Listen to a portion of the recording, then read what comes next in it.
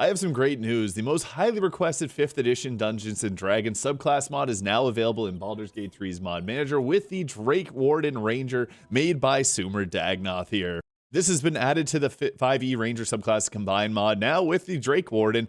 Currently not available on console, but I'm hopeful that this will come soon. I'll be posting about it as soon as it is available on console. But you can see here all the unique abilities. You get Infused Strikes, which allows you to put elemental types onto your attacks. You get to summon in a dragon of an elemental heritage of your choice.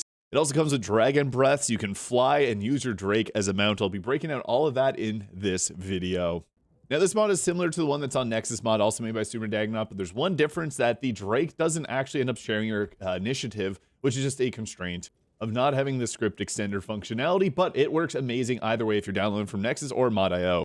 One thing I want to acknowledge right off the bat is Sumer Dagnoth also has made the Purple Dragon Knight Fighter, and they got animations to work for the dragon. Now, as you can see here, the dragon doesn't really have a walk animation. It doesn't walk around in Baldur's Gate 3, but they were able to put something together, and you can actually make it fly like this. It looks amazing. Like, I'm blown away at the quality they put into this, getting the animations to work.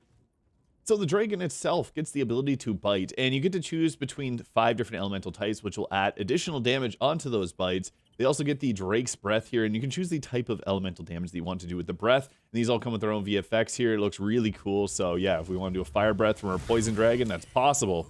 It also has the ability to dash, disengage, and hide, and as well dodge until the start of your next turn. Any attack rolls against you will have disadvantage, and you make dexterity saving throws with advantage. And also, it can fly itself, or also fly and carry your warden around, which is really cool because then you can teleport within a small meter distance here, which will increase as we level up. You can see there, it flies and picks you up, avoiding any type of difficult terrain. What's also nice is you can hover the dragon there and make it actually fly consistently, so it's always in the air, avoiding difficult terrain. And if you have a hard time with getting this through small surfaces or small areas, you can actually turn it into a little glowing ball there, so that'll help out whenever the pathing isn't as amazing as you'd want it to be. And you can see here, if you switch the elemental type of your dragon, you get additional of that damage type added onto their bite attacks. Now, you may notice the dragon refreshing itself from time to time. That's due to it being a downsized model from the game, so this is to ensure that it doesn't have any issues. And one last thing I want to mention is that if you are going to use this mod, it's best to start this from a new playthrough, as there could potentially be some issues with the Drake just due to how Osiris scripting works. And to show that it is a downsized dragon, if you go into photo mode and rotate it for whatever reason, it's going to become its large self there, which can lead to some amazing photos. Now, if you haven't tried out any of the other Ranger subclass mods made by Sumer Dagnoth here, I highly recommend checking them out. I also have videos on all of these here, so you can check them. They're really fun. I really do like them. They're balanced to the base game, Baldur's Gate 3. And in terms of the Drake Warden, this is also a very balanced experience. It is kind of similar to the Beastmaster. The Beastmaster does have some different buffs and different strengths over the Drake Warden, so that's something to keep in mind. They're actually pretty comparable in terms of their overall power levels. Now, I will speak to the changes from D&D 5th edition, because there are some due to it being, obviously, in a video game and different things here. One of the most notable, again, is the Speak with Animals is oftentimes used in these types of mods whenever there's a language skill that you can't really learn in Baldur's Gate 3. This being from D&D, the Tongue of the Dragons, now we just get Speak with Animals. Great choice there. And of course, at level 3, we get the Drake Companion here. Now, there is a full implementation list. This is in the, if you go to the mod.io, you can just find that just right here. And where Sumer Dagnoth has listed out all the information regarding this. So again, like the Drake Companion here, which allows you to summon it in within 30 meters of you. It'll be friendly to you and your companions, and it'll obey your commands. It'll also use your proficiency bonus in place of certain abilities here, so that's something important. And you can also check out the stat block they've also linked there, which links to the D&D 5th edition, which breaks down how the dragon is going to scale, and they were able to adapt this perfectly into Baldur's Gate 3. I do want to mention, it says here the Drake does share initiative count, but it's only if you use the Nexus mods one. The one on Mod.io is working similar to how the Beastmaster Ranger works in the base game. Now, one thing that's really cool about this Drake Companion is if your Drake goes down, you can summon it again by using a level 1 or higher spell slot. So yeah, it's pretty useful because you do get one free one, and then you get spend your spell slots, which aren't often going to be used that much as a ranger. Now, until level 7, this is the size of our Drake. It's cute. Doesn't have any wings attached to its body, so it cannot fly. It can jump, however. It will use up its bonus action and movement speed, but the dragon can hop. It can do that. Looks cool. And yeah, it will get powered up once we hit level 7.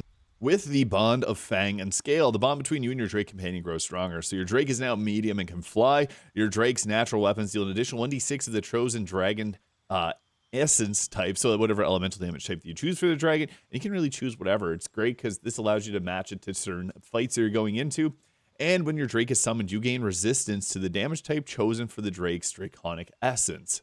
This could be interesting because, like, for fights against, like, Answer, for example, if you're bringing the lightning one to get resistances, your dragon isn't going to be dealing more damage, but you'll be taking less damage. So you got some kind of strategic choices you have to make with this. In addition, we also have the Drake mount. So if you're medium size or smaller within 3 meters of your bonded Drake, you ignore difficult terrain and most surfaces. Now you can use this if the Drake has not already flown this turn, if it's not hovering. And I know in previous editions of D&D that there were some issues if you're not a particular size character, like you're going to fly gnomes around, but this works on any character now. Now, I do want to mention also with the Magic Fang, it will become a magical damage type at that point, so that is great too. Now we also get the Drake's Breath here. So exhale a cone of damaging Draconic Breath, and this can use up your level 3 spell slots, and we get that at level 11, so we do have plenty of those. So you do it once free for long rest, and then afterwards you spend a level 3 spell slot. What's great about this is, depending on if you or your Drake would be better to utilize this, you can actually set up, it does an 8d6 of the chosen damage types, you can see here, and we'll go ahead with the attack here. So boom, that so just to clarify, it does say lightning damage there, but it is poison damage that it just did there. And then you can use it again if you expend a spell slot there. So you see we burn up a level 3 spell slot and lit Will on fire. I'm sorry. There we go. Sorry, buddy. And then our Drake can also use its Draconic Breath here. Just a heads up, it doesn't actually avoid your teammates, it will hit them. And the cool part about that is it actually will use your level 3 spell slots when used through the Drake Companion. This is all well and good until we hit level 15 when we get all of our special abilities here with the Reflective Resistance. So this allows you to resist damage using your Reflective Resistance here. So whenever you or your Drake takes damage while you're within 9 meters of each other, you can use a reaction to give yourself or the Drake resistance to that instance of damage. This also gives us the improved Drake mount. So if you're size medium or smaller, within 3 meters of your bonded Drake, you can ignore the effects of difficult terrain and most surfaces, even if your Drake is hovering and has flown during its last turn. Your Drake can take to the skies and carry you through the air for a short distance. And you also get the Perfected Bond. The bond between you and your Drake companion has reached the pinnacle of its power. Your Drake is now large and in charge. And you also get the Empowered Bite. Your Drake's natural weapons deal an additional 1d6 of the chosen Drake's essence. So this becomes 2d6 for that chosen elemental type for your Drake.